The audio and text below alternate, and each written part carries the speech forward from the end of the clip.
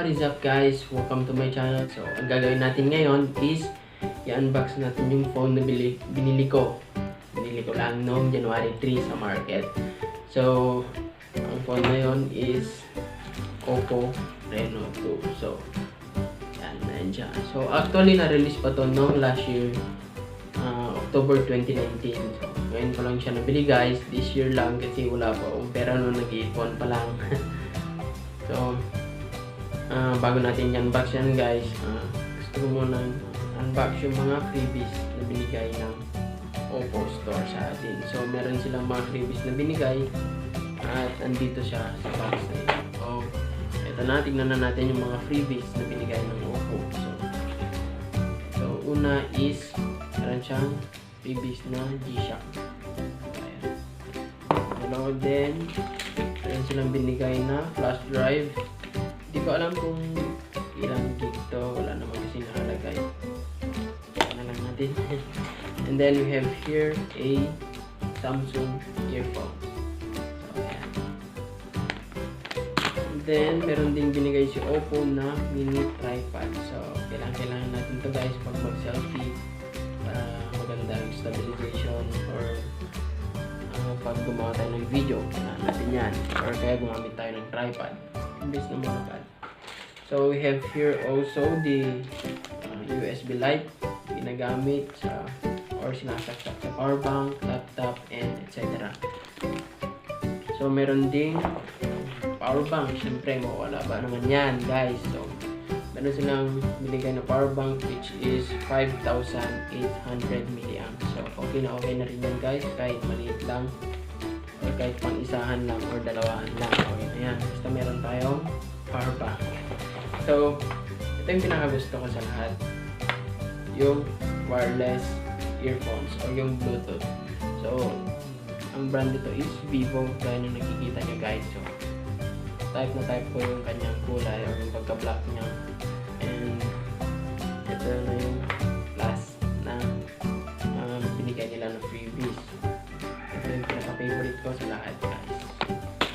So, tapos na tayo sa freebies ng Oppo and we're going to do now is to unbox yung Oppo Reno 2. So, ito na. Actually, nabuksan na to. So, binili ko sa Oppo Store. Pinacheck ko kasi kung gumagana ba yung battery niya. Siyempre, naninigurado lang naman tayo guys kung gumagana ba yung charger niya and etc. Kaya pinabuksan ko. So, ayan. Buksan na natin guys. So, pagkatanggal mo ng box niya, which is very unique kasi pahaba. So, pagkatanggal mo, ang una mong makikita is, syempre, yung reading manual niya. So, tatanggalin na natin. Pag tinanggal mo to, ayan na siya, yung phone ng Oppo Reno 2. So, bago natin tignan to guys at i-review, check muna natin yung lahat ng laman ng box niya.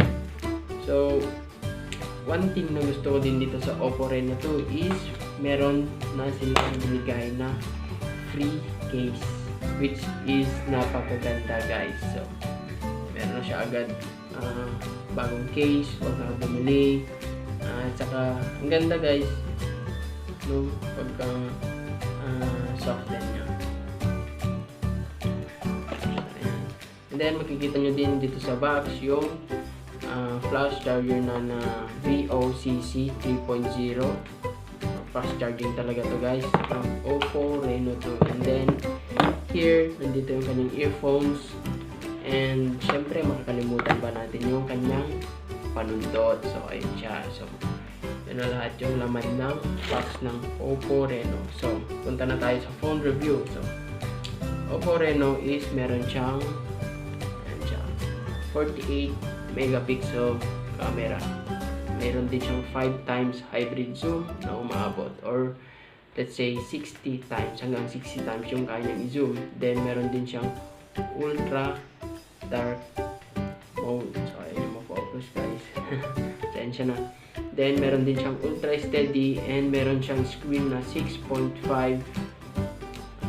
inch or 16.5 centimeters AMOLED panoramic screen. Anyway.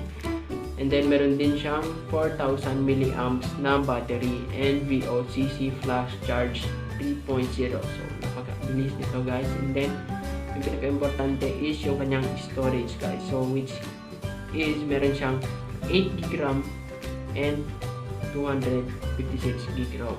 So hindi nyo na kailangan bumili ng memory para lang merong space yung phone nyo. Ito kasi meron ng 256GB ROM. So napakalaki na yun guys. And ito rin is na-design para sa pang-gaming, which is meron itong you call that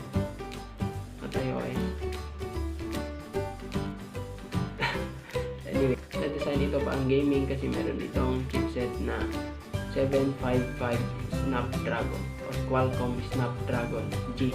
So okay na rin yun guys, kahit hindi gaya ng Asus ROG na 855 Snapdragon. Yung kanyang processor is mabilis na rin yung 755 Snapdragon. So pwede siya pang gaming, hindi siya lag kasi malaki naman yung kanyang RAM. So ito pala yung design ng Oppo Reno to guys. So, ito yung kanyang likod, may 4 siyang camera, and then napakaganda yung kanyang design. Ito siya. And then unique din yung kanyang yung parang dot dito para hindi magasgasan yung camera niya pag tinapat niyo. Then ito yung kanyang harap. Ayan. So meron siyang 6.5 inches. Or itong screen niya is Corning Gorilla Glass 6 guys. Ayan. So sa baba niya makikita niyo yung charger spot niya, and then speaker. And then we have here the earphones or ipaglagyan ng earphones. And then sa taas naman niya guys is yung kanyang camera. Ito siya, yung front cam niya. So titignan nyo mamaya kung bakit wala siyang camera dyan. So open na natin siya guys para ma-review natin. Let's go.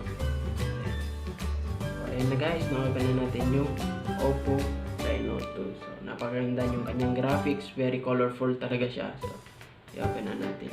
So bago natin i-check yung cam, check muna natin yung kanyang settings, yung about phone. Kasi yun yung importante. So here, so ayan. Medyo hindi siya nagpo-focus guys. Ayan. So importante dito is yun nga, gaya ng sabi ko kanina, meron siyang color version na 6.1 OS siya, yung color version niya, and then Android version 9.0. And then yung processor niya pala guys, nagkamali ako kanina ng sinabi, meron pala siyang Qualcomm Snapdragon 730G octa-core, then 8GB RAM and 256GB ROM. So ayan nga. So yung camera naman niya, napakaganda ng quality niya guys. So ayan siya. And then yan yung back camera niya. So yung front naman niya, go-open siya. So yan yung nagustuhan ko din sa Oppo Reno 2. Meron siyang sharp fin camera.